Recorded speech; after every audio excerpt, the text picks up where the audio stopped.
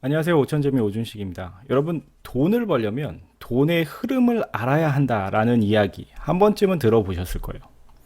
그럼 여러분들은 지금 돈이 어디로 흐르고 있는가를 알고 계신가요? 우리가 예상치 못했던 이런 코로나라는 사태를 겪으면서 각 정부에서는 이제 경기가 침체가 되고 물류 같은 것도 이동할 수 없고 일도 할 수 없게 되고 하니까 뭘 했어요? 적극적인 부양책으로 돈을 계속 줬습니다. 그럼 이제 이런 돈들이 이렇게 시중에 풀리게 되면 어디론가 향하게 되겠죠? 이 돈들이. 그 돈들이 어디로 향했는가? 가상 화폐라든가 아니면 부동산 같은 곳, 또 주식 이런 데로 가서 이 자산 가격이 폭등하는 그런 결과를 만들었습니다. 그러다 보니까 이런 자산을 가지고 있지 못했거나 투자하지 못했던 사람들은 한순간에 벼락거지가 됐다라는 표현을 쓰기도 했죠. 거기에 엎친 데 덮친 격으로 러시아와 우크라이나의 전쟁으로 인해서 일단 가스도 잠기고 우크라이나가 곡창지대잖아요. 그 흑토에서 생산되는 어마어마한 곡물들이 이제 수출이 안 되면서 원자재 값 인상을 부추겼고 그로 인해서 시중에 돈도 많이 풀렸죠. 그 다음에 전쟁 때문에 원자재 값이 오르게 됐죠. 이게 이제 겹치면서 아주 물가가 무섭게 오르는 현상들이 나타나게 됐습니다. 그래서 물가가 정말 많이 올랐어요. 과일, 야채, 고기 할 거 없이요. 몇 년 전 생각했다가는 도저히 와닿지 않는 그런 금액대에 깜짝깜짝 놀라곤 하실 겁니다. 그래서 다 오르는데 우리 남편 월급하고 내 자녀의 성적만 안 오른다 라는 그런 우스갯소리가 나올 것 같습니다.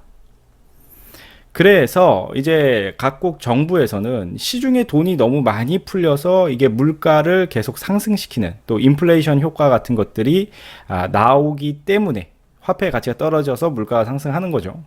그래서 요걸 잠재우는 방법으로 금리 인상을 시작을 했습니다.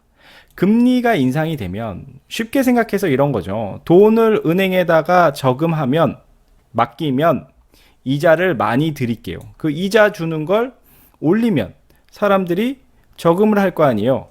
그러면 시중에 나와 있던 돈들이 다시 어디로 가요? 은행으로 돌아가겠죠. 그래서 시중의 돈의 흐름이 줄어들게 되는 겁니다. 이해되셨죠? 자, 그런데 금리를 올리는 걸 지금 미국이 제일 앞장서서 그냥 올리는 게 아니라 자이언트 스텝이라 그래서 큰 폭으로 올리겠다라는 거예요.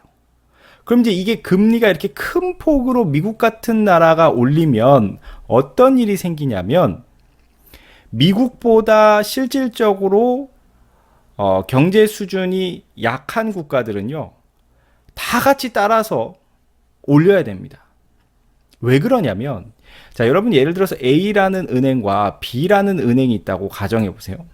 근데 A라는 은행과 B라는 은행에 돈을 맡겼는데 똑같이 금리가 2%요. 그럼 어디에 맡겨도 상관이 없겠죠. 그런데 B라는 이 은행은 아주 신용도가 높아서 망할 확률이 거의 0이에요. 그런데 A는 그 정도는 아닌 거죠. 위기가 오면 망할 수도 있어요. 그럼 여러분들 같으면 돈을 어디에 맡기시겠어요? 당연히 튼튼한 B라는 은행에 맡기겠죠. 마찬가지입니다. 미국이라는 국가와 한국이라는 국가가 예를 들어서 금리가 같다고 해도 전 세계 또는 한국에 투자되어 있던 돈들은 어디로 가겠어요? 한국에 머물러 있어요? 미국으로 가겠어요? 미국으로 가서 욜로 들어가게 되는 거죠. 그렇기 때문에 한국 입장에서도 그렇게 돈이 유출되는 걸 막으려면 기본적으로 한국의 금리도 올릴 수밖에 없는 상황이 되는 겁니다. 그래서 이래저래 여러 가지 어려움으로 결국 돈이 지금 어디로 가고 있는가? 은행으로 가고 있는 겁니다. 얼마 전에 나왔던 기사인데요. 2022년 10월 21일 기사입니다. 어제 허탕치고 또 왔어요. 6% 금리에 80대까지 줄 섰다. 그러니까 이런 특판 상품들이 나오니까 고금리 상품이죠. 그래서 현금 들고 오는 거예요. 여기다가 돈 넣어가지고 이자 받으려고. 그래서 돈들이 계속 회수되고 있는 국면이구나라고 이해를 하시면 되겠어요. 그러면 자, 돈이 시중에 풀려 있던 돈이 회수가 되고 있다. 은행으로 돌아가고 있다. 그러면 자산 시장으로 갔던 돈들이 어떻게 되나 생각을 해 보셔야죠. 이 자산 시장에 있던 돈들이 돌아가는 겁니다. 그럼 당연히 자산 가격이 어떻게 되겠어요? 내려가겠죠. 자, 이제 정리를 해보자면 현재 돈은 어디로 흘러가고 있는가? 아, 은행으로 돌아가고 있구나. 쉽게 이렇게 생각을 하시면 좋을 것 같아요. 그래서 자산 시장이 지금 빠지고 있고 가치가 떨어지고 있는데 이게 당분간은 회복하기가 힘들겠구나. 엄청난 큰 반등이 나오기는 어렵겠구나라고 생각을 하셔야 돼요. 이런 돈들이 결국에는 자산의 거품을 형성을 했던 게 쭉 빠지고 있구나 라고 정리를 하실 수가 있을 겁니다. 그럼 이제 이 애터미 비즈니스를 돈의 흐름이라는 관점에서 한번 보실 필요가 있다는 거예요. 부자가 된다는 건 돈이 흘러가는 곳, 돈이 많이 모이는 곳에 기회가 있는 거죠. 그러면 애터미 사업이 속해 있는 네트워크 마케팅 시장의 돈의 흐름을 한번 보는 거죠. 시장 규모가 어떤가? 2006년, 7년부터 쭉 한 15년까지 성장을 가파르게 하다가 지금 횡보하고 있습니다. 그죠?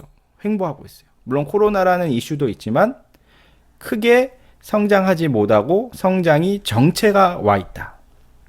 그럼 돈의 흐름이란 관점에서 봤을 때 네트워크 마케팅 사업은 그닥 비전이 없다. 이렇게 볼 수도 있겠죠. 그런데 네트워크 마케팅 산업 전체를 봐서는 그렇게 보이는데 애텀이라는 이 기업 하나만 놓고 보면 매출이요. 2009년에 250억에서 작년에 2조 2천억까지 지속적으로 성장을 하고 있다는 겁니다. 뭐 퍼센테이지로 따지면 8,800% 성장을 한 거죠. 88배를 성장했으니까. 그래서 자, 여러분들이 돈의 흐름이라는 관점에서 봤을 때 애터미가 계속 성장하고 있네? 이곳으로 계속 돈이 몰려들고 있네? 그러면 이 비즈니스에 뭔가 기회가 있구나. 뭔가 남다른 게 있구나. 하는 것들을 빨리 눈치채시고 알아보셔야 되는 거예요. 제대로. 그러니까 수박 겉핥기, 야, 애터미 다단계래. 그런 수준이 아니고, 뭐 내 주변에 애터미 사업 하다가 그만둔 사람 많아. 애터미 사업하면은 그 뭐 한 달에 6만 원밖에 안 된다는데? 라는 그런 정보로 애터미를 파악하시는 게 아니고요. 깊게 들어가서 이 기업이 지금 어떻게 성장하고 있고 어떤 방향성을 갖고 해나가고 있는가. 또 기업의 지표를 좀 보실 수 있는 분들은 다트 전자공시 같은 데 가서 좀 살펴보시고 재무제표 같은 것도 보시고 하셔서 이 비즈니스를 제대로 알고 여러분들이 부자 될 수 있는 기회를 가져가시길 바라겠습니다. 다음에 더 좋은 컨텐츠로 찾아뵙겠습니다. 감사합니다. 안녕하세요. 감사해요. 잘 있어요. 다시 만나요.